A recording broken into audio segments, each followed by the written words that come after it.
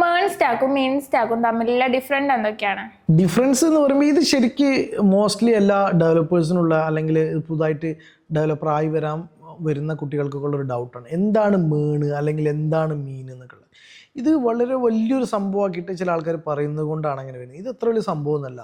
മേൺ സ്റ്റാക്സിന് നമ്മൾ റിയാക്ട് ഉപയോഗിക്കുന്നു, മീൻ സ്റ്റാക്സ് ആകുമ്പോൾ ഈ റിയാക്ടിന് പകരം ആംഗുലർ ഉപയോഗിക്കുന്നു. ബാക്കിയുള്ള എല്ലാ ടെക്നോളജീസും ഒരേമാതിരിയാണ്. അതായത് ഇപ്പോൾ ജാവാസ്ക്രിപ്റ്റ് ആണ് ജാവാസ്ക്രിപ്റ്റ്, അല്ലെങ്കിൽ മോങ്കോ ഡി ബി ആണെങ്കിൽ അങ്ങനെ, എക്സ്പ്രസ് ആണെങ്കിൽ അങ്ങനെ, നോട്ട് ജേസ് ആണെങ്കിൽ അങ്ങനെ. റിയാക്ട് എവിടെ വരുന്നോ അത് റിയാക്ടിന് പകരം ആംഗുലർ ഉപയോഗിക്കുന്നതിനെ മീൻ സ്റ്റാക്സ് എന്നും റിയാക്ട് ഉപയോഗിക്കുന്നതിന് മേൺ സ്റ്റാക്സ് എന്നും പറയും.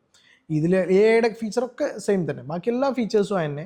അപ്പോൾ ഇതിലാണ് ഇത് മാറ്റുള്ളത്. അപ്പോൾ ഈ പിന്നെ ഡിഫറൻസ് വരുന്നത് നമ്മൾ ആംഗുലറിൻ്റെ ഫീച്ചേഴ്സും റിയാക്ടിൻ്റെ ഫീച്ചേഴ്സും.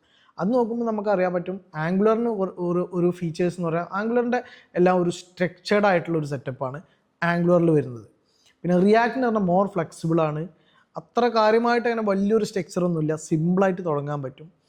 അപ്പോൾ അതൊക്കെ റിയാക്ടിൻ്റെ ഫീച്ചേഴ്സ്. പിന്നെ റിയാക്ട് ബിൽഡ് ചെയ്യുന്നത് പിന്നെ മെയിൻറ്റെയിൻ ചെയ്യുന്നത് ഫേസ്ബുക്കാണ്, ആംഗുലർ ബിൽഡ് ചെയ്യുന്നു മെയിൻറ്റെയിൻ ചെയ്യുന്നു ഗൂഗിളാണ്. പിന്നെ ആംഗുലറിന് ഇടയ്ക്കിടയ്ക്ക് ഒരുപാട് വേർഷൻസ് വരാറുണ്ട്, എവറി ഇയേഴ്സ് അറ്റ്ലീസ്റ്റ് 2 വേർഷനെങ്കിലും അപ്ഡേറ്റ് വരാറുണ്ട്. അങ്ങനെയുള്ള കാര്യങ്ങളൊക്കെയാണ് നമ്മൾ തമ്മിലുള്ള ഡിഫറൻസ് ആയിട്ട് കാണുന്നത്.